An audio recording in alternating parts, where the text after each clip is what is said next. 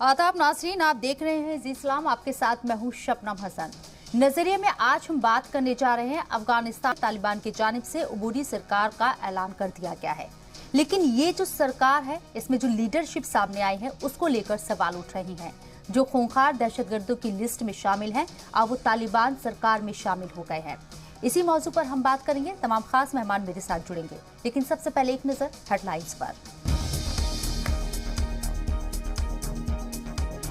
अफगानिस्तान तनाज़े के बीच एनएसए अजीत डोवाल और रूस के एनएसए के बीच मीटिंग। रूस के सफीर तालिबान को बता चुके हैं कश्मीर के लिए खतरा।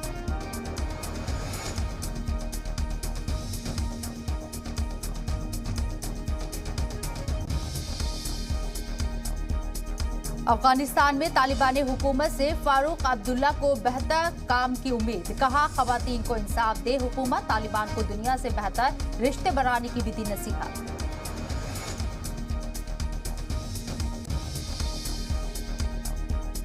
अफगानिस्तान में अबूरी हुकूमत की तश्कील का ऐलान। मुल्ला हसन अखुंद को बनाया गया पीएम।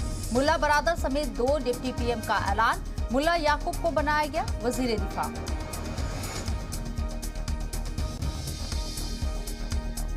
काबुल में सरकार के ऐलान के बाद तालिबान ने दिखाया असली चेहरा। एहतजाज पर आयत की पाबंदी। कहा, जो नहीं मानेंगे उन पर होगा सख्त एक्शन।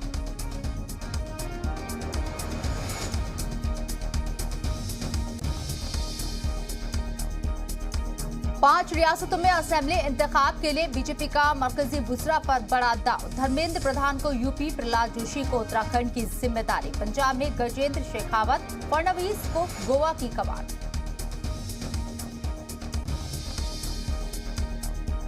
टीएमसी रुकने पार्लियामेंट अभिषेक बनर्जी को ईडी का एक और नोटिस। कोयला घपले में से मुतालिक मामले में पेशी का हुक्म। दिल्ली आकर पूछताछ में शामिल होने में जताई थी मजबूरी।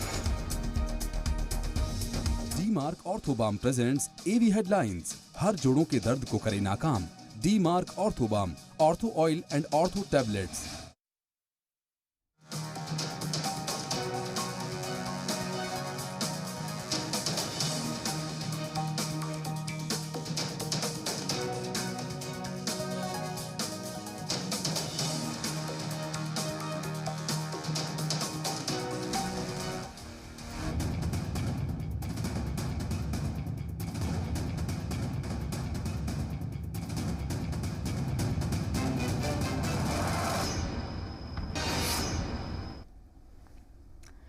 तालिबान ने अफगानिस्तान में अबूरी हुकूमत का ऐलान कर दिया है। खास बात यह है कि तालिबान वाली सरकार में वो लोग शामिल होने जा रहे हैं जिनका नाम दुनिया के सबसे खूंखार दहशतगर्दों में गिना जाता है, और अब यही लोग अफगानिस्तान को कंट्रोल करेंगे।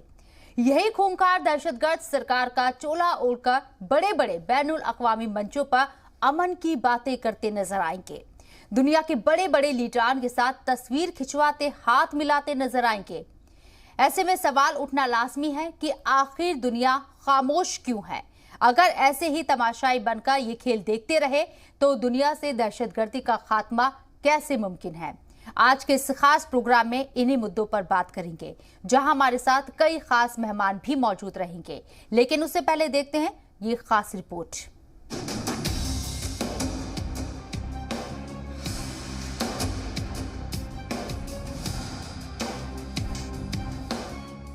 अफगानिस्तान में तालिबान सरकार, अब की बार सबसे खूंखार सरकार।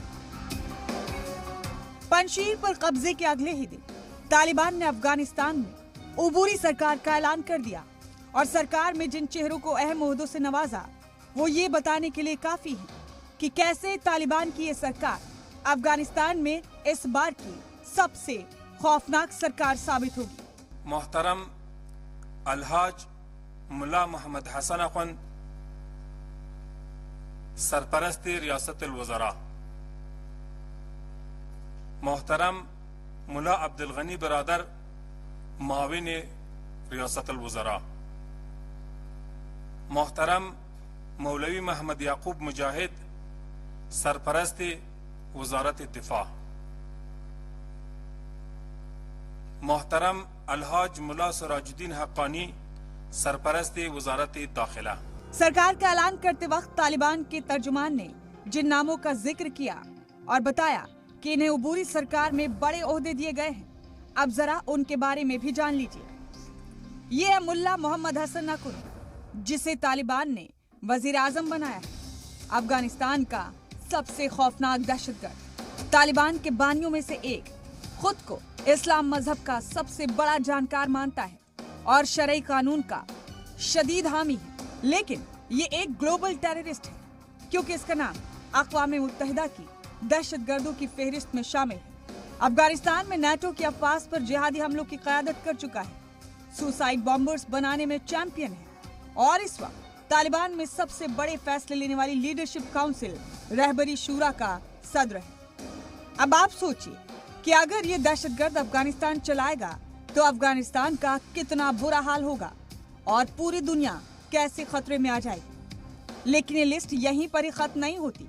ये है मुल्ला अब्दुल गनी बरादर, अफगानिस्तान का नया नायब वजीर आजम, तालिबान के बानियों में से एक, जो तालिबान की दहशतगर्दाना सरगर्मियों को सियासी तौर पर सही ठहराता है और पाकिस्तान की जेल में 8 साल तक कैद रह चुका है।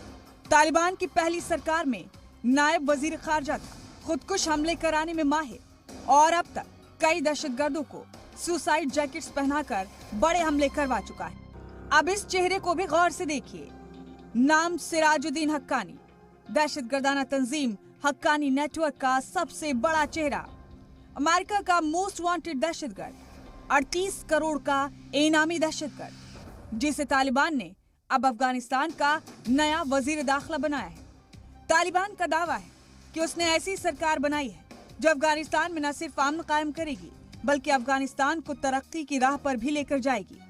अब ये दावा कितना खोखला है, इसका अंदाजा ऐसे लगाइए कि तालिबान ने अपनी सरकार में वजीर दिफा इस चेहरे को बनाया है। नाम मुल्ला याकूब, अफगानिस्तान का एक और बड़ा दहशतगर्द। मुल्ला याकूब दहशतगर्द मुल्ला उमर का बेटा है, जो तालिबान की पहली सरकार का सदर था और चीफ बानी भी था। तालिबान ने मुल्ला उमर के इस बेटे मुल्ला याकूब को अब अपना वजीर दिफा बनाया है। वजीर दाखिला, वजीर दिफा के अलावा तालिबान ने अपना वजीर खारजा किस दहशतगर्द को बनाया है, ये भी जान लीजिए। ये अमीर खान मुत्ताकी, पंजशीर का सबसे बड़ा गुनहगार। पंजशीर की लड़ाई की क़यादत इसी ने की थी। इसी के इशारे पर तालिबान के दहशतगर्दों ने पंजशीर में खूनी खेल खेला। तालिबान ने अब इसी दहशतगर्द को अपना वजीर खारजा बनाया है। असलियत है ये अफगानिस्तान की कि वहां पे आतंकियों ने सरकार बनाई है। अब बात यह है कि दुनिया इस माहौल से कैसे डील करेगी। अब आप देखिए, हक्कानी साहब को होम मिनिस्टर बना दिया एक, राइट। इनके सिर पर $5 मिलियन का इनाम है और ये डिक्लेयर्ड टेररिस्ट है। ऐसे दसियों इनके यहाँ इंडिविजुअल्स हैं जो कि डिक्लेयर्ड टेररिस्ट हैं। तालिबान ने अपनी उबूरी सरकार का ऐलान तो कर दिया। अब सवाल ये है कि सरकार का फाइनल चेहरा कब तक सामने आएगा। क्या ये दहशतगर्द 9/11 की बरसी के रोज हलफ लेंगे या उससे पहले? तो काबुल में मौजूद जी मीडिया नुमाइंदे अनस मलिक ने इस बारे में वर्ल्ड एक्सक्लूसिव जानकारी दी। जो अभी तक तालिबान ज़राए का ये कहना है, उनका ये कहना है कि 11 सितंबर को नहीं बल्कि जुम्मे तक या जुम्मे से पहले ये अनाउंसमेंट की जा सकती है और ये फॉर्मेशन जो है फॉर्मली हो सकती है। इस हवाले से अभी तक कोई हतमी डेट जो है वो सामने नहीं आई है, क्योंकि 11 सितंबर के हवाले से यहाँ पर एक इंक्रीज स्पेकुलेशन है काबुल में कि खुदा न खास्ता यहाँ पर IS के कोई हमला कर सकती है, जिसकी बाइस जो है ये तालिबान का भी ये मानना है कि क्योंकि जुम्मे का रोज़ एक मुबारक रोज़ के तौर पे देखा जाता है इस्लाम में, तो इसलिए वो जुम्मे के दिन तक, जुम्मे के रोज़ या जुम्मे से पहले ये अनाउंसमेंट कर सकते हैं। इसका मतलब ये हुआ कि तालिबान की हलफ बर्दारी तकरीब पर ISIS का खतरा मंडरा रहा है और इसीलिए तालिबान जुम्मे के दिन काबुल के प्रेसिडेंशियल हाउस में प्रोग्राम का इनेकाद कर सकता है और इस प्रोग्राम में पाकिस्तान, ईरान, चीन, टर्की, रूस और कतर के नुमाइंदे भी शामिल हो सकते हैं। अनस मलिक, जी मीडिया, काबुल, अफगानिस्तान। तो पूरी लिस्ट हमने आपको बताई। तालिबान सरकार में जो लीडरशिप सामने आई है उनके नाम आपको बताए। नाम के बाद और ये रिपोर्ट देखने के बाद आपको अंदाजा हो गया होगा कि तालिबान जो सरकार बनाने का ऐलान किया गया है अफगानिस्तान के अंदर, तालिबानी सरकार का, वो एक आतंकियों वाली सरकार क्यों कही जा रही है। इसी मौजू पर बात करने के लिए जो मेरे साथ पैनलिस्ट जुड़ रहे हैं उनका तारुफ आपसे कराना चाहूंगी। हमारे साथ अनिल गर्ग साहब हैं, पॉलिटिकल एनालिस्ट हैं। प्रेम कुमार सीनियर जर्नलिस्ट भी हमारे साथ मौजूद हैं। सैयद जवाद पॉलिटिकल एनालिस्ट हैं। तमाम लोग हमारे साथ मौजूद हैं। आप तमाम लोगों का खैर मकदम है जी सलाम पर। सबसे पहले अनिल गर्ग साहब, कैसे देखे, पहले तो तालिबान जिस तरीके से काबिज हुआ अफगानिस्तान पर वही चर्चा में था, और अब जो सरकार का ऐलान किया गया है, अबूरी सरकार है, टेम्परेरी ये सरकार है, लेकिन ये आसपास ही रहने वाला है। अगर कुछ फेरबदल भी होता है तो लीडरशिप यही रहने वाली है, कैसे देखें? देखिए, जिसका आगाज जैसा होगा अंजाम भी वैसे ही होगा। तालिबान सरकार का जो आगाज हुआ है वो आगाज ही उन्होंने बर्बरता के साथ, आतंकवादी गतिविधियों के साथ, जोर जबरदस्ती के साथ किया है। वो कोई इंतखाब होके नहीं आए हैं वहां पे सरकार बनाने के लिए। उन्होंने जोर जबरदस्ती बंदूक के दम पर वहां पे कब्जा किया है। जिन लोगों ने कब्जा किया सरकार भी वही बनाएंगे, इसमें तो कोई शक नहीं है। अब सरकार जो बनाएंगे नेचुरली वो वही व्यक्ति लेंगे जो जिन्होंने कब्जा किया था, अब वही लोग आगे आएंगे। आपने अभी लिस्ट की चर्चा कर रहे थे, आप देखिए उस लिस्ट में सारे के सारे नाम वो लोग शामिल हैं जो खूंखार आतंकवादी रहे हैं, और यूएनओ से लेके या अमेरिका की लिस्ट लेके या विश्व की दूसरी जो जमातें हैं उन सब की लिस्ट में, हिट लिस्ट में है। आप उनसे क्या उम्मीद कर सकते हैं? तो मुझे ऐसा लगता है कि इनसे किसी तरह की कोई उम्मीद करना बेकार है। आप अपने यहाँ का मीडिया देख लीजिए, सभी मीडिया में उनको हर बार में आतंकवादी सरकार बताया जा रहा है, आतंकवादी लोग बताए जा रहे हैं। उनसे कुछ भी अपेक्षा करना बेकार है। आप ये देखिए, अभी तो उन्होंने हलफ लिया नहीं, हलफ लेने से पहले उनके बयान कैसे आ रहे हैं। शिक्षा मंत्री कह रहे हैं कि पढ़ना बेकार है, मदरसों की पढ़ाई काफी है। आप समझिए कि जो लोग आधुनिक शिक्षा को जीरो बता रहे हैं वो लोग आगे कहाँ अफगानिस्तान को लेके जाएंगे। अभी तक तो अफगानिस्तान में तालिबान ने पंजशीर को जीता भी नहीं है, एक गृह युद्ध वहाँ चालू है। हो सकता है आप ये देखिए, पिछली बार के मुकाबले इस बार वहाँ की जनता विरोध बहुत ज्यादा कर रही है। जिन महिलाओं पे ये लोग जुल्म ढाने की बात कर रहे हैं और जिन महिलाओं को ये अपने घर में रहने के लिए कह रहे हैं, वो खुद महिलाएं अलग अलग शहरों में सड़कों पे हैं। यानी इस बार इनको आसान नहीं है वहाँ पे शासन करना। तो देखिए आगे आगे क्या होता है। मैं मान के चलता हूँ वहाँ पे अस्थिरता हमेशा बनी रहेगी। प्रेम कुमार जी, मुल्ला अखुंद पीएम बनाए गए हैं, यूएन ने इनको टेररिस्ट घोषित कर रखा है, ऐलान कर दिया गया है ये टेररिस्ट है। इसके साथ ही हक्कानी नेटवर्क के बारे में हम जान रहे हैं, सिराजुद्दीन हक्कानी वजीर दाखिला बने हैं, होम मिनिस्टर बने हैं। तो जो लोग टेररिस्ट रहे हैं उनके ऊपर इनाम घोषित है और वो लोग अब सरकार बनाने जा रहे हैं, बड़े बड़े मंचों पर आकर अमन की बात करेंगे ये लोग। अब से यह स्थिति चौंकाने वाली जरूर बनी है, लेकिन ये लोग सत्ता में आए कैसे हैं? इन टेररिस्ट को रिकॉग्नाइज करके, उनसे बातचीत करके उनको सत्ता सौंपने का काम किन लोगों ने किया है। यानी अगर ये गलत हो रहा है तो उस गलत को करने के लिए जिम्मेदार कौन है? वही अमेरिका, जो भाग खड़ा हुआ है अफगानिस्तान को बीच मझधार में छोड़ करके। उसी ने दोहा में बातचीत की और जिन लोगों से बातचीत की उन लोगों ने सारे नियम कानून को तोड़कर समय से पहले कब्जा कर लिया। अफगानिस्तान की सरकार सरेंडर बोल गई और आज स्थिति यह है कि रक्षा मंत्री, गृह मंत्री, प्रधानमंत्री जो भी बने हैं सबके सब मिलिटेंट हैं। हम कह रहे हैं अब भी वो आतंकवादियों की सूची में है, मोस्ट वांटेड की सूची में है। सबसे खतरनाक बात जो हो रही है वो ये हो रही है कि पाकिस्तान, जिसकी अंतर्राष्ट्रीय बिरादरी में कभी कोई अहमियत नहीं रही, आज उसकी अध्यक्षता में अफगानिस्तान के तमाम पड़ोसी देश बैठक कर रहे हैं। अफगानिस्तान का ये रुतबा कभी पहले नहीं देखा गया पाकिस्तान का, वो पाकिस्तान का रुतबा बना है। खुद जो बाइडेन ने माना है कि अफगानिस्तान में चीन अपनी भूमिका निभाने के लिए तत्पर है, ईरान, पाकिस्तान और रूस भी अपने तरीके से भूमिका निभाने वाले हैं। तो ये सच है, अफगानिस्तान का बंदरबाट होने जा रहा है। सत्ता में वो लोग काबिज हो रहे हैं जो कि अफगानिस्तान की शांति के लिए भी खतरा है, पाकिस्तान की भी शांति के लिए खतरा है। ऐसा नहीं कि ये तालिबान पाकिस्तान में कुछ अच्छा कर देगा। वो तालिबान जो पाकिस्तान में है वो पाकिस्तान को भी अस्थिर करने वाला है। और अगर इनकी युगलबंदी इस तरह से हुई कि वो हिंदुस्तान के खिलाफ हो जाए तो हमारे लिए ये चिंता का सबब है। आज अमेरिका, भारत, जापान, ऑस्ट्रेलिया, ये जो शक्तियां हैं इनके लिए भी चिंता का विषय है। भारत को अमेरिका का पिट्ठू बना करके छोड़ दिया है हमारी सरकार ने। पहले हमारी स्थिति ये नहीं थी। अमेरिका का पिट्ठू बनने के बाद हमारी यह स्थिति पैदा हुई कि हम आज अफगानिस्तान में कोई हस्तक्षेप, कोई भूमिका नहीं देख पा रहे हैं अपने लिए, सिवाय इसके लिए कि हम अपने यहाँ विमर्श कर पा रहे हैं, अपनी छाती पीट रहे हैं। लेकिन हमारी भूमिका खत्म कर दी गई, इसलिए कि हमारी ये वैदेशिक नीति की विफलता है। विदेश नीति की मोर्चे पर हम फेल रहे हैं। हमारे तमाम पड़ोसी देश हमसे अलग हुए, हमसे नाराज हुए। आज जो लोग नरेंद्र मोदी जी की सरकार में पहली बार शपथ ग्रहण लेते समय जो तमाम एशियाई देश आए थे, बुलाए गए थे, आज क्या हम उन तमाम देशों को बुलाने और जोड़ पाने में कोई इवेंट करने की स्थिति में है? नहीं सर, आप कह रहे हैं कि अमेरिका ने हिंदुस्तान को अपना पिट्ठू बना लिया है, लेकिन अगर सबसे ज्यादा देखा जाए यहाँ तो अफगानिस्तान में जो सरकार बन रही है उसकी मुखालिफत हिंदुस्तान के अंदर ही हो रही है। बार बार उसको आतंकी संगठन ही कहा जा रहा है। यहाँ की मीडिया को इतनी आजादी है। आप कह रहे कि भारत को अमेरिका ने पिट्ठू बना लिया है। ठीक है सैयद जवाद साहब, आप मुझे बताइए, जो अमेरिका की लिस्ट में आतंकी हैं वो अफगानिस्तान में अब मिनिस्टर बन गए हैं, अमेरिका क्यों नहीं कुछ बोलता? देखिए, ये अमेरिका के ऊपर तो उन्होंने एक थप्पड़ मारा है और अमेरिका को भी ये बताया है कि देखो हम क्या करने जा रहे हैं। और मुझे जहां तक ये लगता है कि जितना पूरे यूरोपियन कंट्रीज हैं और भी तमाम मुल्क हैं, उन्होंने सबको ये दिखाया कि देखो हमारी आइडियोलॉजी क्या है और हम करने क्या जा रहे हैं।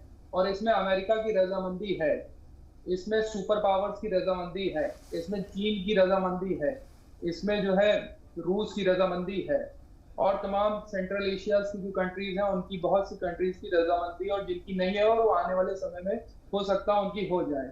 ये देखिए, अभी शायद दुनिया जो है इसको देख रही है कि वहां पर क्या चीजें हो रही है, नहीं हो रही है। मेरा पर्सनली मानना ऐसा है कि बहुत ज्यादा समय तक अफगानिस्तान के अंदर जो ये तालिबान सरकार आई है, ये बहुत समय तक अपने देश को नहीं चला पाएंगे। आने वाले समय में अफगानिस्तान के अंदर भी फूट होगी, क्योंकि मेरा पर्सनल मानना ऐसा है। और अगर आप इतिहास उठा के देखेंगे, जहां कहीं पर भी चरमपंथी धर्म के आधार पर कट्टरवादी सरकारें आती हैं, वहां बहुत समय तक सरकारें नहीं रह पाती हैं। अब इनकी आइडियोलॉजी की अगर हम बात करेंगे तो आज ये जो तालिबान 2.0 के नाम से आज दुनिया के सामने एक अपनी अच्छी छवि पेश करने की कोशिश कर रहे हैं। समय बताएगा कि किस तरीके से वो काम करते हैं और अपनी सरकार रन करते हैं। लेकिन हमारे देश की जो चूक हुई है, जो राजनीतिक चूक हुई है, जैसे अभी हमारे साथी बता रहे थे कि हमारा जो है डिप्लोमेटिक फेलियर हो गया है, थोड़ी सी चूक हुई है, लेकिन इतनी बड़ी भी चूक नहीं हुई है कि जो है हम इसकी भरपाई ना करें। पहली चीज, भारत को किसी से घबराने की, डरने की नहीं। सैयद जवाद साहब, चूक क्या हुई है, मैं वही जानना चाहूंगी, तमाम नाज़रीन जानना चाहेंगे चूक क्या हुई है। हमारी तरफ से क्या कोई मान्यता दे दी गई है या तालिबान को सपोर्ट कर दिया गया है? थोड़ा तफसील से बताएं, क्या कहना चाह रहे हैं, किस तरह की चूक हुई है? देखिए, चूक इस तरीके से हुई, जिस साल कतर दोहा के अंदर जो है ये पीस एग्रीमेंट अमेरिका साइन कर रहा था और मिस्टर डोनाल्ड ट्रंप ने इसको जो है प्रोसेस को पूरा आगे बढ़ाया। उस वक्त माननीय नरेंद्र मोदी प्रधानमंत्री जी की एक अच्छी दोस्ती, एक अच्छी थी, उनको उसी वक्त ये बोलना चाहिए था कि इस जो पीस समझौता आ रहा है, मैं इसका बेसिक पार्ट रहूंगा, मैं इसके अंदर डायरेक्टली इन्वॉल्वमेंट लेगा, और जो एक पॉलिटिकल एज मिलना चाहिए थी इंडिया को, वो नहीं मिल पाई। हालांकि उन्होंने बहुत दोस्ती भी दिखाई, ट्रंप को यहाँ बुलाया भी, उनका फंक्शन भी करा, अमेरिका भी प्रधानमंत्री मोदी जी गए, लेकिन पीस समझौते के अंदर कहीं पर भी कोई इन्वॉल्वमेंट नहीं मिल पाया। अब बैकडोर बात हो रही थी, विदेश मंत्री जी बात कर रहे थे, उसके बाद अजीत डोभाल भी लगे हुए थे, अपना तमाम अमला लगा हुआ था, उसके बावजूद भी नतीजा कोई सामने निकल करके नहीं आ रहा है। दुविधा यह है, अगर हम बात उनसे कर रहे हैं तो अभी आपने देखा किस तरीके से हक्कानी नेटवर्क के जो सरबराह रहे हो उनको जो है वहां का होम मिनिस्टर बना दिया गया। तो अब सवाल ये पैदा होता है कि इनसे किस तरीके से बात की जाए। तो बात करने के लिए आपको रास्ता तलाशना पड़ेगा, क्योंकि हमारा जो है बहुत बड़ा इन्वेस्टमेंट इंफ्रास्ट्रक्चर के अंदर वहां पर लगा हुआ है, वो ना डूबे, क्योंकि आने वाले समय में हमें इसके अंदर इन्वॉल्वमेंट होना पड़ेगा। आज नहीं कल, कल नहीं परसों हमें जाना ही पड़ेगा।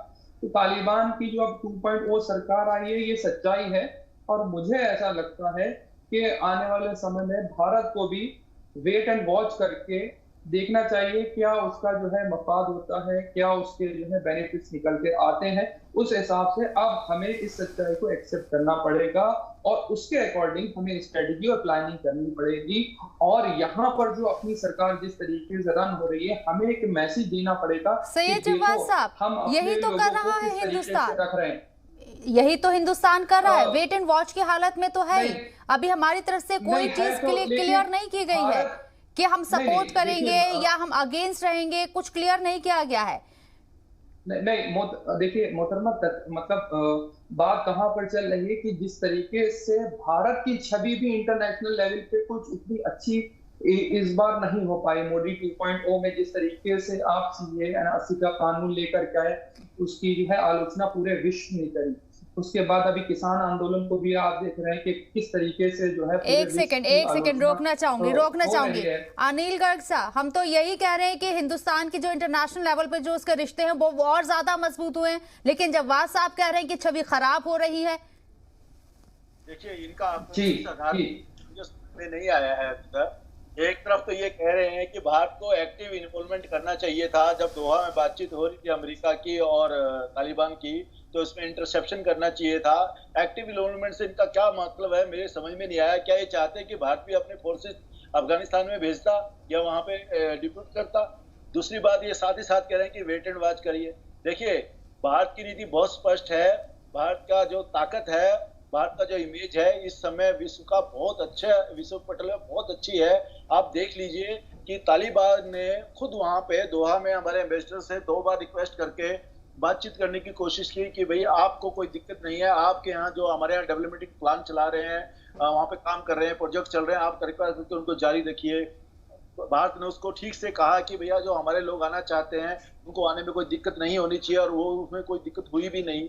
मेरा ये कहना है वेट एंड वॉच तो हम करेंगे ही, लेकिन जिस तरह से हमारा मीडिया भी और भारत सरकार भी लगातार उनको तालिबानियों को आतंकवादी बता रही है, तो मान्यता देने का भी सवाल नहीं उठता, उनके साथ कोई नई बड़ी डील करने का सवाल नहीं उठता। एक्टिव इन्वॉल्वमेंट किसमें चाहिए, मुझे नहीं पता जावेद साहब किस बात का एक्टिव इन्वॉल्वमेंट चाह रहे हैं। मैं मान के चलता हूँ भारत की नीति एकदम ठीक है। भारत स्पष्ट रूप से एक ताकतवर देश है, ये तालिबान को बहुत अच्छे से मालूम है। ये बात ठीक है कि वो POK के जरिए, जैसे मोहम्मद के जरिए या अन्य आतंकवादी जो गुट हैं, उनके जरिए कोई एक शरारत करने की कोशिश कर सकता है। भारत की सेना अलर्ट है अपनी जमीन की रक्षा करने के लिए भी, और जो POK की जो हमारी LOC है उसकी कंट्रोल करने के लिए। ठीक है, एक सवाल का और जवाब दे दीजिए। बार बार इन्वेस्टमेंट का जिक्र हो रहा है, जो निवेश किया गया है अफगानिस्तान के अंदर हिंदुस्तान की जानिब से, ये भी खबरें हैं कि हिंदुस्तान ने गिफ्ट कर दिया है, क्योंकि हमारे उसके साथ दोस्ताना रिश्ते रहे अफगानिस्तान के साथ, इसलिए उसकी तरक्की के लिए हमने गिफ्ट कर दिया। लेकिन आवाज ही उठ रही है कि उस इन्वेस्टमेंट का क्या होगा। देखिए, बात ऐसी है, हमने वो जो इन्वेस्टमेंट किया तो कोई बिजनेस नहीं किया था। अभी भी अन्य देशों में जहां जरूरत होती है, जो गरीब दोस्त हैं उनको हम दूसरी अलग अलग चीजों की मदद मुहैया कराते ही हैं। और जितने बड़े देश होते हैं, जो जैसे जैसे वो बड़ा होता है, आज हम अमेरिका की बात करते हैं सुपर पावर की, वो सब देशों में अपना इंटरसेप्शन भी करता है और वहाँ मदद भी करता है। या हम चाइना की बात कर रहे हैं, वो भी मदद देने की बात कर रहा है अफगानिस्तान के साथ। मदद देने के तरीका 2 तरीके हैं। एक तो मानवीय तरीका है कि वो अगर वहाँ जरूरत है और हिंदुस्तान की कैपेसिटी है, कैपेबिलिटी है, तो वहाँ मदद कर रहा है। ये कोई बिजनेस नहीं है कि वहाँ हमने 3 लाख करोड़ रुपए लगाए हैं तो हम वहां से कितना वापस मिलने वाला है। वहां की जनता को इसका फायदा पहुंचे, ये सबसे बड़ी बात है, और वो फायदा उनको पहुंचेगा ही। प्रेम जी अभी उनको प्रोजेक्ट को कंटिन्यू करना है कि नहीं करना।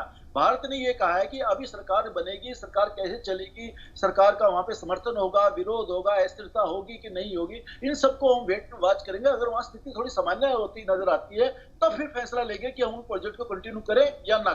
ठीक है प्रेम जी, सवाल मेरा आपसे है, उसके बाद मैं ब्रेक पर जाऊंगी। मैं आपसे ये समझना चाहूंगी कि भाई हिंदुस्तान ने तो वहां अगर निवेश किया तो मदद करने के लिए कहा, और तालिबान इस बात को बहुत बखूबी समझ रहा है। दोहा में 2 बार रिक्वेस्ट करने के बाद मुलाकात हुई हमारे हिंदुस्तानी सफीर के साथ, आप मुझे ये बताइए, हिंदुस्तान का नुकसान नहीं है अगर रिश्ते बिगड़ते भी हैं, तालिबान का नुकसान है, अफगानिस्तान का नुकसान है अगर हिंदुस्तान के साथ उसके रिश्ते बिगड़ते हैं। और इसी गर्ज पर रिक्वेस्ट करने के बाद मुलाकात हुई, बातचीत हुई। देखिए, निश्चित रूप से जो परिस्थिति है उसमें भारत की भूमिका को हम देखते हैं तो पिछली सरकार को बचाने में कोई भारत की भूमिका नहीं रही। तालिबान सरकार बनाने में कोई भारत की भूमिका नहीं रही।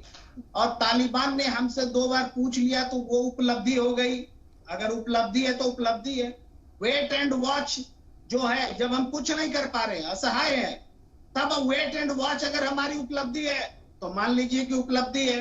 देखिए, अफगानिस्तान की स्थिति ऐसे मोड़ पर है जब खुद अमेरिका संशय में है, अमेरिका में विरोध हो रहा है। वहां पर जो यूएन में अमेरिका की राजदूत रह चुकी हैं, वो पूरा कैंपेन चला रही है। नहीं सर, आपके नजरिए में क्या लगता है कि हिंदुस्तान को जो है अफगानिस्तान की लड़ाई में कूद जाना चाहिए? आपके नजरिए से क्या समझूं मैं ये बात? अब जब सब सारी चीजें हो गई हैं, हम बहुत सारे स्टेप्स नहीं हमने लिया। आप मुझे बताइए ना सर, मुझे ब्रेक पर जाना है, मुझे बस इतना क्लियर कर दीजिए, हिंदुस्तान को क्या अफगानिस्तान के लिए लड़ाई लड़नी चाहिए, वहां फोर्स भेज देनी चाहिए या तालिबान को एक्सेप्ट कर लेना चाहिए? बस मुझे इतना बता दीजिए। ये दोनों में से कोई काम नहीं किया जा सकता। न तो हिंदुस्तान फोर्स भेजे, इंटरनेशनली एक कंसेंसस, एक ग्रुप बनाने की जरूरत होगी जो पाकिस्तान चीन की जो युति है, जो अफगानिस्तान में अपनी रोटियां सेक रहा है, इसका मुकाबला करने के लिए अंतरराष्ट्रीय स्तर पर मजबूत कैसे होगा? आज न अमेरिका भारत के साथ खड़ा है और भारत अकेला पड़ गया अफगानिस्तान के मामले में, न दूसरी दुनिया के दूसरे देश हमारे साथ खड़े। ये चिंता का विषय। ठीक है, का हाथ है, इससे वो इनकार जरूर करेगा, लेकिन हो सकता है कि इस मुद्दे के ऊपर हम चाहते हैं कि पाकिस्तान को घेरा जाए। और इंडिया के मुतालिक, अपने भारत के मुतालिक मैं ये कहना चाहूंगा कि भारत को अब नए ब्लॉक की जो है शुरुआत करनी चाहिए। जिस तरीके से अफगानिस्तान, पाकिस्तान, चीन, ईरान, तुर्की और सेंट्रल एशिया कंट्रीज जो हैं वो अपना एक ब्लॉक बना रही है, भारत को भी अब एक नया ब्लॉक करना चाहिए, नया ब्लॉक बनाना चाहिए जिसमें अमेरिका की भी अगर चाहे तो मदद ले सकता है, लेकिन अमेरिका के ऊपर आज की डेट में विश्वास आज नहीं करा जा सकता, यकीन नहीं करा जा सकता। भारत को अब स्ट्रेटेजी ये बनानी होगी कि जो हमारे पड़ोसी मुल्क हैं जिनसे ताल्लुकात नहीं ठीक है, उनसे ताल्लुकात ठीक करे जाएं और पूरी आलमी सतह के ऊपर जो है एक नए ब्लॉक की शुरुआत करी जाए। क्योंकि आज चीन, रूस, उसके बाद आपका ईरान, पाकिस्तान, टर्की और आप देखेंगे कुछ सऊदी अरब वगैरह, अब ये नए ब्लॉक की शुरुआत हो रही है। इसमें जो है अमेरिका बहुत पीछे छूट गया है। अब इस सच्चाई को एक्सेप्ट करने में कोई गुरेज नहीं है कि जिस तरीके से अमेरिका की एक हार हुई है, और अमेरिका की हार से ज्यादा मैं कहूंगा कि ये जानबूझ करके एक जो है पूरा समाज जो है बांधा गया है, सारी चीजें करी गई हैं। उससे पहले CIA के भी हेड जो है वो अफगानिस्तान में होकर के आ रहे हैं, तो ये पूरी एक मिली भगत है और नए ब्लॉक की शुरुआत होने जा रही है दुनिया के अंदर। तो भारत को भी अब एक नए ब्लॉक की तैयारी करनी चाहिए कि जिस तरीके से हम काउंटर कर पाए, क्योंकि हमारे ऊपर 2 ऐसे मुल्क हैं जो न्यूक्लियर पावर भी है और उसके बाद रूस का जो इन्वॉल्वमेंट है वो भी एक जो है महाशक्ति के रूप में है। तो हमें कहने का मकसद ये है कि नया ब्लॉक और सॉलिड ब्लॉक जो है, ठीक है। और अनिल गर्ग जी, इसी को लेकर तो ये मीटिंग हुई है। NSA जो है डोवाल ने रूस के NSA से बात की है, मुलाकात की है, अमेरिका के NSA विदेश मंत्री से बात हुई है, PM मोदी अमेरिका जाने का प्लान कर रहे हैं, PM की रशिया के राष्ट्रपति पुतिन से भी बात हुई है। यही तो सब चल रहा है स्ट्रैटेजी। इसको कैसे देखें? क्या इसी के लिए एक रोड मैप तैयार हो रहा है कि किस तरीके से हालात पर गौर फिक्र किया जाएगा और ये जो एक अलायंस बना है उसको किस तरीके से काबू में किया जा सके, कैसे उसको संभाला जाए? देखिए, अभी मैं प्रेम जी को सुन रहा था और जावेद जी को भी सुन रहा था। आपने सीधे सवाल जब प्रेम जी से किया कि भैया आप एक्टिव इन्वॉल्वमेंट में क्या चाहते हैं, सरकार में हिस्सेदारी करें जाके, उसको मान्यता दें या वहाँ हमारे फोर्सेज उतार दें, तो उनका कहना था नहीं हमें तो एक डिप्लोमेसी करनी चाहिए। तो वेट एंड वॉच जो हम कर रहे हैं, जो स्थिति देख रहे हैं कि वहाँ पे क्या चल रहा है और उस पर हमें क्या करना चाहिए, वही तो डिप्लोमेसी है। रही बात, उन्होंने अभी जावेद जी जो बता रहे हैं कि हमें और देशों से बात करनी चाहिए, जो आज रशिया के NSA के साथ डोभाल साहब बैठे, वो डिप्लोमेसी या वो बातचीत नहीं है तो क्या है? अमेरिका के साथ लगातार बातचीत चल रही है, ऑस्ट्रेलिया, जापान हमारे साथ बने हुए हैं, देखिए बात ऐसी है, जबरदस्ती किसी के घर में जाके उसकी आग में कूदना कोई समझदारी नहीं है। अफगानिस्तान के अंदर सरकार बनाने में तो हमारी हिस्सेदारी हो ही नहीं सकती। जिस सरकार को हम मान्यता नहीं देते, जिसको हम आतंकवादी बोलते हैं, हम उसको कैसे बनाने के लिए जाएंगे। रही बात अमेरिका की वहां से एग्जिट करने की, अमेरिका कहां से एग्जिट करेगा, कहां एंटर करेगा, भारत उसके अंदर कैसे पावर दे सकता है। भारत अब एक शक्तिशाली मुल्क है, ये आज से 20 साल पहले वाला मुल्क नहीं है। इसके अंदर जो सरकार है वो एक ताकतवर सरकार है, निर्णय लेने वाली सरकार है, और ये बात तालिबान को भी अच्छे से मालूम है। आप मुझे बताइए, तालिबान के साथ जो बातचीत दोहा में हुई वो हमारी शर्तों पे हुई क्या तालिबान की शर्तों पे हुई? दूसरी बात है कि हमारा उस समय एक ही मकसद था, जो हमारे लोग अफगानिस्तान में वो सेफली भारत में आ जाए, जिसमें हमें कोई ज्यादा मशक्कत नहीं हुई। हमारे लोग आ गए, जो आना चाहते थे आ गए। अब दूसरी बात ये है कि अब हमारा अफगानिस्तान से कैसा संबंध रहना चाहिए, इस बात को देखने के लिए पहले ये तो देखना पड़ेगा अफगानिस्तान का खुद का कैसा हाल रहने वाला है। वहां की सरकार रहने वाली है, जाने वाली है, उनके आपस में लड़ाई होगी नहीं होगी। हक्कानी ग्रुप मुल्ला ब्रादर के ऊपर गोलियां चलवाते हैं, आपस में लोग मारे जाते हैं। ये सरकार चलेगी नहीं चलेगी, ये एक दूसरे के गुट ताकत के लिए। और हिंदुस्तान क्यों ना वेट एंड वॉच की अभी हालत में बना रहे, क्यों ना यहाँ पर बना रहे? प्रेम कुमार जी, मेरा सवाल आपसे, क्यों ना अभी हम देखें यहाँ पर कि किस तरीके से अफगानिस्तान में जो है वो रूल करेंगे, ये लोग किस तरीके की गवर्नेंस ये लोग लेकर आएंगे। एक सवाल का आंसर भी मैं दूंगी और उस पर ही आपसे मैं जवाब पूछूंगी। अभी हाल ही में आपने देखा यूएनएससी की अध्यक्षता कर रहा था हिंदुस्तान, सदारत कर रहा था। 31 अगस्त को क्या हुआ है?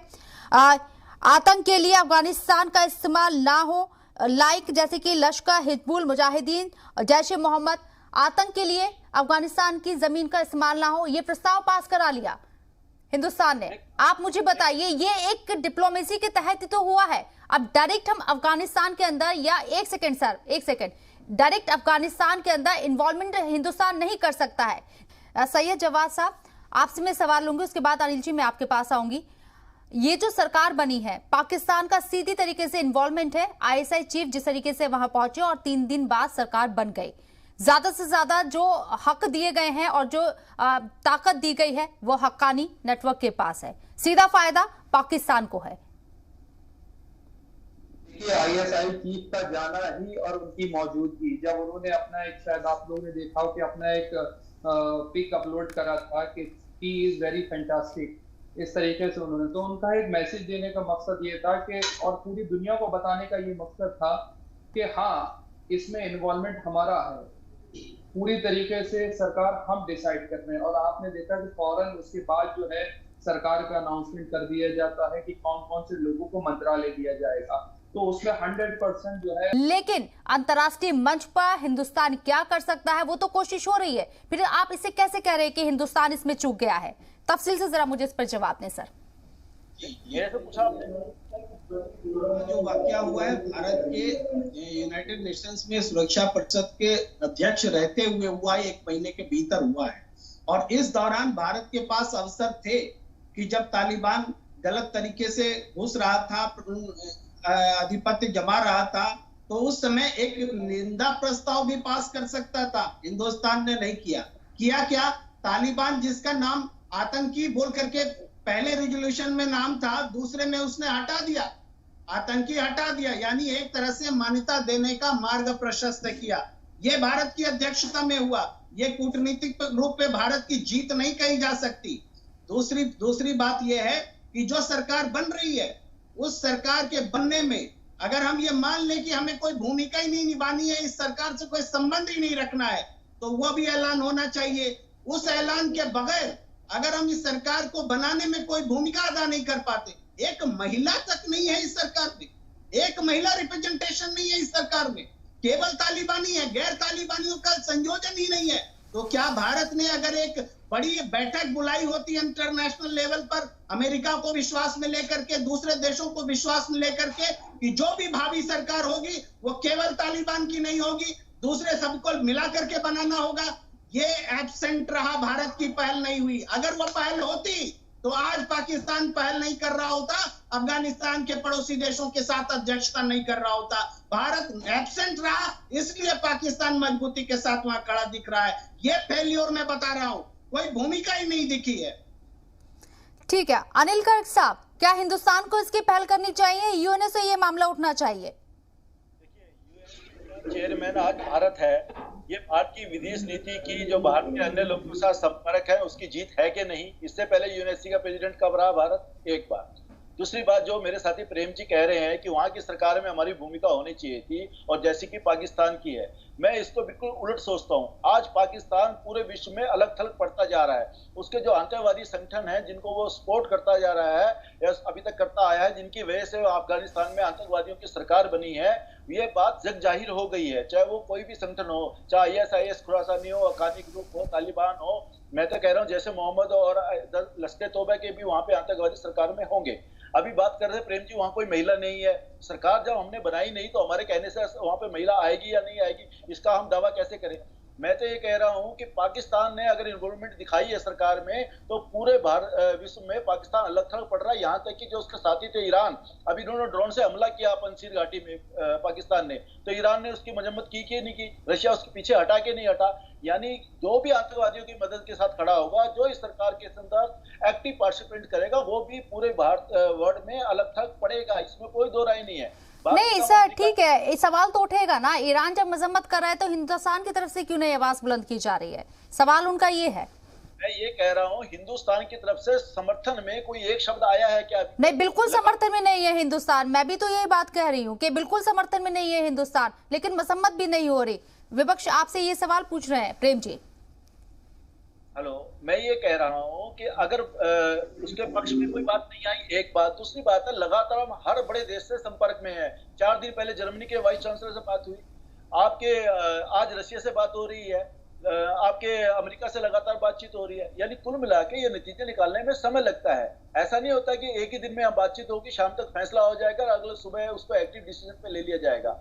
मेरा कहना ये है, अभी जो अफगानिस्तान के साथ हो रहा है, हम लोगों को सिर्फ उस पर नजर रखने की जरूरत है कि अफगानिस्तान की जनता के साथ ये सरकार न्याय करेगी या नहीं करेगी। क्या इस सरकार को कोई जो उनके कहने पे डेवलपमेंट के जो हमारे प्रोजेक्ट है, हम उसको चलाएं या ना चलाएं, या हमारी सुरक्षा को कोई खतरा है। अगर डेवलपमेंट प्लान की बात है वो बाद में देखी जाएगी। वहां की अफगानिस्तान की जनता के साथ कैसा चेहरा वो उनका सरकार का रहेगा, वो वहां पे लोग देख ही रहे हैं। हमारा कंसर्न फिलहाल इतना है कि इससे हमारी सुरक्षा को कोई खतरा है या नहीं है, जिसको मैं मान के चलता हूँ कि सुरक्षा को खतरा हो सकता है। और भारत सरकार की बड़ी कड़ी नजर है, चाहे वो POK में जैसे मोहम्मद के आतंकवादी जो जेल से छूटे अफगानिस्तान की वहां पहुंच गए उसको लेके हो, या ये बड़ा मूवमेंट को चलाने की बात, जैसे पाकिस्तान का मीडिया बार बार कहता है कि तालिबान एक बार वहां सेट हो जाए तो फिर वो हमें POK को लिमिटेड करा के देगा, ठीक है, तो हमें उस पर नजर रखने की जरूरत है। अभी हमें इधर के बेतुके बयान देने की जरूरत नहीं है। ठीक है जावेद साहब, हम नजर रख रहे हैं पूरी तरीके से, लेकिन बयानबाजी नहीं करेंगे। मेरा एक सवाल था कि अभी आपने देखा कि सुहेल शाहीन ने कश्मीर को लेकर के बात बोल दी थी, है ना? तो क्या हमारी तरफ से ऐसा नहीं हो सकता था कि हम उनको एक करारा जवाब या करेरा एक संदेश दे सकते थे कि आप हमारे इंटरनल, अभी आपकी सरकार बनी भी नहीं है और आपने कश्मीर को लेकर के बात छेड़ दी, क्या ये नहीं हो सकती थी हमारी डिप्लोमेसी कि उनको एक थोड़ा सा सख्त पैगाम भी, एक तरफ हम उनको सख्ती भी दिखाएं, दूसरी तरफ से उनको नरमी भी दिखाएं कि जहां पर हमें सख्त स्टैंड लेना होगा वहां पर हम सक्षम हैं कि हम एक सख्त स्टैंड ले सकते हैं, और जहां पर दोस्ती के हाथ बढ़ाना हो वहां पर हम दोस्ती के हाथ बढ़ाएं। जैसे कश्मीर के ऊपर सुहेल शाहीन ने वहां के जो स्पोक पर्सन है तालिबान के, उन्होंने आकर के बात बोली, तो उनको हम करारा जवाब दे सकते थे कि देखो ये हमारा इंटरनल मैटर है, इसमें हम मदाखलत बिल्कुल भी बर्दाश्त नहीं करेंगे। हाँ, अगर तुम्हें किसी चीज का आने वाले समय में चीजें हैं तो हमें एक अच्छा उनको जेस्चर दे सकते थे। तो हमें दोनों तरफ ही बैलेंस रखना। देखिए, जहां पर सख्ती से बात करना होगी वहां से सख्ती से बात करी जाए, जहां पर नरमी से बात करी जाएगी वहां पर नरमी से बात करी जाए। तो हमें उनको अपना स्टैंड क्लियर करना पड़ेगा, क्योंकि अभी तक हमने अपना कोई स्टैंड क्लियर करा ही नहीं है, ताकि हम उनको किसी सूरत में एक जवाब तो दे पाए। अभी तक हमने उनको किसी तरीके का कोई जवाब भी नहीं दिया कि भाई हमारी पॉलिसीज को लेकर के, चीजों को लेकर के क्या प्लानिंग्स हैं, तो हमें एक उनको जवाब देना चाहिए था। ये हमारे पास एक फिर हमने अपॉर्चुनिटी को छोड़ दिया कि जहाँ पे कश्मीर की बात हो रही थी उन्होंने खुल करके कहा कि हम जो है इस टेबल पर पाकिस्तान और हिंदुस्तान की बात, क्यों भाई आप होते कौन है हमको बताने वाले? उनको ये भी जवाब दे सकते अनिल गर्ग जी, हाँ हमारे कहीं बिजनेस चीजें हैं तो बात कर सकते हैं, तो उसमें भी भारत सरकार खामोश रही। तो ये तो सवाल उठेंगे ना, ये तो सवाल पूछे, जवाब ले लेते हैं। तो अनिल गर्ग जी, मेरा ये कहना है जावेद भाई, जब ये बयान उनका आया था वो सिर्फ कश्मीर को लेके नहीं था, उन्होंने ये कहा था दुनिया में जहां जहां मुसलमान है और उनके ऊपर कोई ज्यादती हो रही है हम उसके साथ खड़े होंगे, चाहे वो कश्मीर हो। कश्मीर का नाम लिया था सर। नहीं सर, कश्मीर का नाम लिया था उन्होंने, कश्मीर का नाम लिया था सुहेल शाहीन ने। मैं कह रहा हूं उसने कश्मीर का नाम भी लिया, उसने अन्य जगहों का नाम भी लिया, लेकिन मेरा इसमें ये कहना है भारत ने एक जवाब दिया था, आपको ध्यान आना चाहिए। भारत ने कहा था भारत अपने हितों की सुरक्षा के एकदम समर्थ है और भारत अपनी सुरक्षा के साथ कटिबद्ध है, इसके लिए कोई चिंता न करे। आप ये चाहते हैं कि सीधे सीधे हम तालिबान को कहें कि तुमने कश्मीर का नाम क्यों लिया, यानी हम उस लड़ाई में कूद जाएं जिस लड़ाई से हमारा कोई अभी लेना देना नहीं है। जब वो कश्मीर में कुछ करेंगे कहेंगे तो क्या कश्मीर हमारा अधीन अंग है? कैसी बात कर रहे हैं? आपका कहना है कि बयान के प्रत्युत्तर में तुरंत बयान जाना चाहिए, ये कोई डिप्लोमेसी भी नहीं है, ये नीति समझदारी भी नहीं है। आपके हाथ में एक सेकेंड प्रेम जी, तालिबान को किस तरीके से आतंकी ग्रुप्स का सपोर्ट है, पाकिस्तान का सपोर्ट है, चाइना का सपोर्ट है, ये जग जाहिर है, और ये किस तरीके से मजबूत हुआ है ये हम देख रहे हैं। क्या यही हमारी पॉलिसी है कि इसको देखते हुए कि हम सीधे टक्कर नहीं लेंगे लेकिन डिप्लोमेसी के तहत हम आगे चलेंगे और इसी को लेकर स्ट्रैटेजी तैयार की जा रही है? क्या यही वजह मानते हैं वेट एंड वॉच की? कैसा वेट एंड वॉच है कि पाकिस्तान की आईएसआई जा करके पूरे तालिबान की सेना की कमान संभाल लेती है, हम देखते रहते हैं। ये कैसा वेट एंड वॉच है कि आने वाले समय में चाइना वहां एयरपोर्ट पे कब्जा करने जा रहा है? ये कैसा वेट एंड वॉच है जो पूरे व्यापारिक मार्ग पर पूरे अफगानिस्तान की बंदर बांट करने पर तुला हुआ है, कुछ देश तुले हुए। ये सिर्फ भारत और अफगानिस्तान के बीच वो निवेश का मामला नहीं है कि हमारे कुछ निवेश रहेंगे या डूब जाएंगे या चलेंगे। ये मामला है कि अफगानिस्तान की धरती का इस्तेमाल हिंदुस्तान के खिलाफ अगर पाकिस्तान करता है, अगर तालिबान के पास में परमाणु हथियार आ जाते हैं तो वो कितना खतरनाक होगा। हम वेट नहीं सर, यही एक सेकेंड यही तो प्रस्ताव पास हुआ है कि अफगानिस्तान की जमीन का दहशतगर्दी के लिए इस्तेमाल नहीं होना चाहिए। ये ताकतें इकट्ठी हो रही है लेकिन इंतजार किया जा रहा है अभी भी, यही तो सवाल है। यही सवाल है तो हमने तालिबान के नाम के आगे मिलिटेंट्स क्यों हटा दिया? हटाया हमने। ये हमारी तरफ से ये कूटनीतिक बड़ी भूल है। अंतरराष्ट्रीय स्तर पर हम लोगों ने ऐसी कोई बड़ी बैठक क्यों नहीं की कि अफगानिस्तान में एक ऐसी सरकार बने जो मिलिटेंट्स की ना हो, जिसमें सारे लोग हो। इसके लिए अंतरराष्ट्रीय समुदाय दबाव डाले। ऐसी पहल क्यों नहीं की? ये पहल तो हिंदुस्तान को करना चाहिए था। अमेरिका थोड़े करने आएगा, अमेरिका तो भाग रहा है वहां से। अमेरिका को मजबूर करना चाहिए था अपने रिश्ते की दुहाई दे करके। जापान से बात करनी चाहिए थी, रूस से बात करनी चाहिए थी, ईरान और तुर्की से बात करनी चाहिए थी कि देखिए यहाँ एक बैठक की जरूरत है, ऐसी सरकार बनाई जाए जिसमें सिर्फ मिलिटेंसी नहीं हो, आम लोग हो। ये बात बोलने के लिए भारत चूक गया। किस बात का इंटरनेशनल लीडर है हमारा हिंदुस्तान? कभी पूरी दुनिया में हम नुमाइंदगी करते थे, लीडरशिप देते थे, आज हम वेट एंड वॉच करते हैं। ये इस स्थिति में हमारे नेतृत्व ने पहुंचा दिया है भारत को। जब कभी भारत नेतृत्व करता था तीसरी दुनिया का, आज तीसरी दुनिया का नेतृत्व करता वेट एंड वॉच कर रहा है। अनिल जी कर रहा है कि तालिबान के हाथ में परमाणु बम आ जाए। अनिल जी, मैं ये कहना चाह रहा हूँ प्रेम जी को और आपके माध्यम से बाकी लोगों को। अब भारत ने बात की प्रेम जी ने कि पाकिस्तान का इन्वॉल्वमेंट है। पाकिस्तान का इन्वॉल्वमेंट तो साफ ही दिख रहा है, उसके ही जितनी आतंकवादी है वहां जाके सरकार की सत्ता में मलाई खा रही है। चाइना इसको तालिबान सरकार को मान्यता देता दिख रहा है और इसलिए वहां पे क्योंकि वो बेंगराम एयरपोर्ट को अपना बनाना चाहता है, वहां के लिथियम जैसे जो खनिज है उनको अपनाना चाहता है, इसके लिए उसको तालिबान को सरकार को समर्थन देने में और उसके साथ खड़े होने में से गुरेज नहीं है।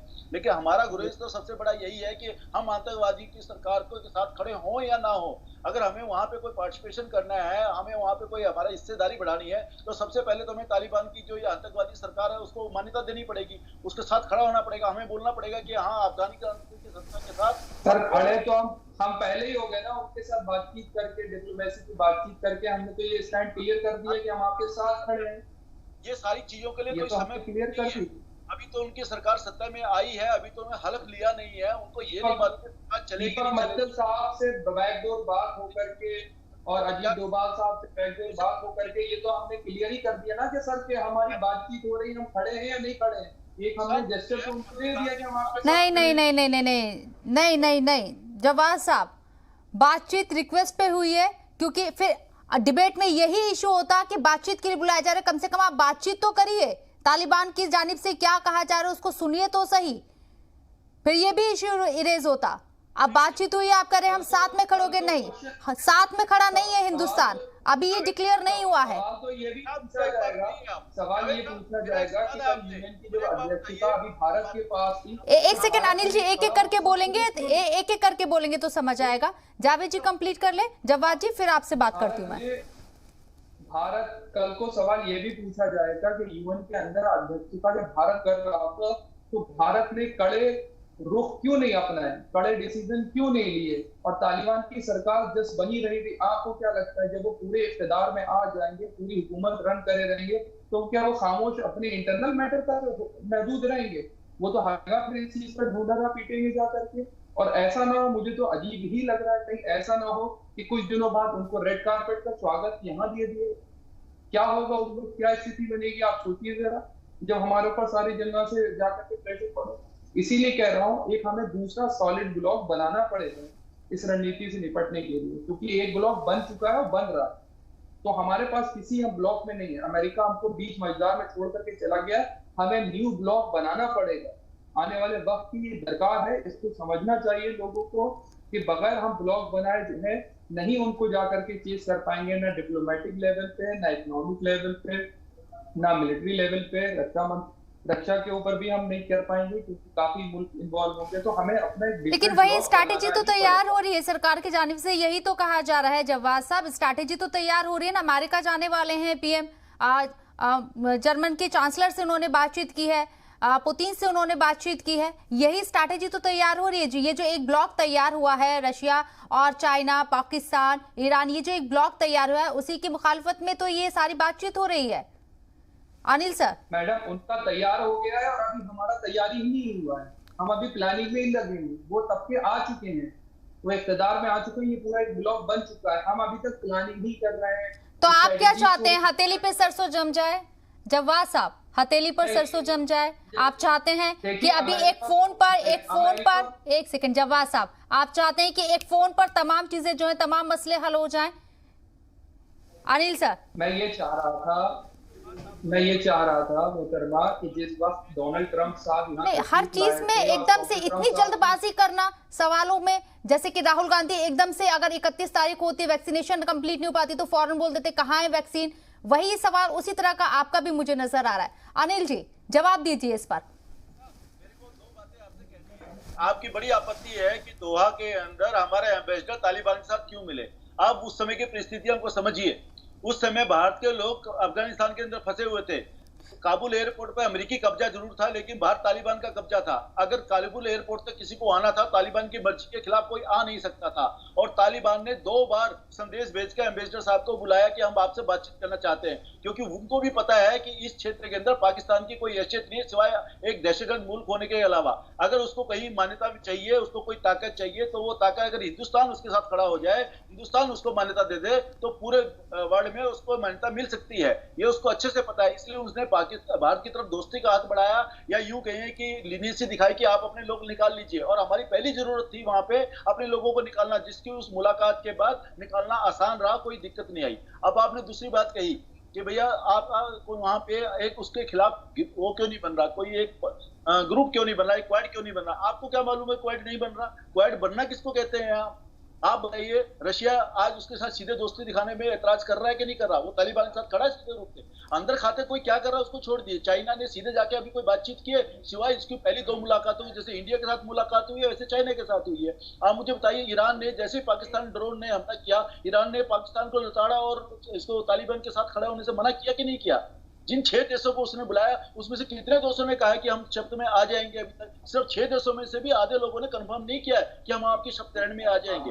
ये क्या भारतीय कूटनीति की जीत नहीं है? कूटनीति की जीत आप किसको मानते हैं? मेरे को समझ में नहीं आया। आप ये चाहते हैं कि पाकिस्तान और अफगानिस्तान में भारत सीधे अभी कोई अटैक। प्रेम साहब, हमारे दुश्मन कम नहीं है, चारों तरफ से दुश्मन घिरे हुए हैं। एक और दुश्मन बना ले, ये हमें जेब नहीं देता कि तालिबान की शक्ल में एक और दुश्मन हम अपने घर ले आए, ये जेब नहीं देता है। भारत अकेले यूएन में तालिबान के खिलाफ खड़ा रहा है। कूटनीति जावेद साहब उसको कहते हैं कि अनिल जी प्रेम जी को जवाब देने दीजिए। दोस्त तो हमारे कम होते गए, यही तो चिंता का सबब है, यही तो हमारी वैदेशिक नीति पे विफलता है। अंतर्राष्ट्रीय स्तर पर हम तीसरी दुनिया के अगुवा हुआ करते थे, आज वह भूमिका हमसे छीन गई है। अफगानिस्तान तक में हम किम कर्तव्य विमूढ़ हैं और वेट एंड वॉच कह रहे हैं। अरे जब अमेरिका एक तरफा फैसले कर रहा था, हमारी इतनी ही दोस्ती थी अमेरिका से, तो हमने अमेरिका को क्यों नहीं कहा कि आप हमें भी शुमार कर लीजिए, शामिल कर लीजिए और वहां पर हमारी भूमिका को देखिए, हमें अलग थलग मत कीजिए। किस बात का अमेरिका से दोस्ती, किस बात? आप अमेरिका के खेमे में रह करके भी अमेरिका ने अपने साथ नहीं लिया।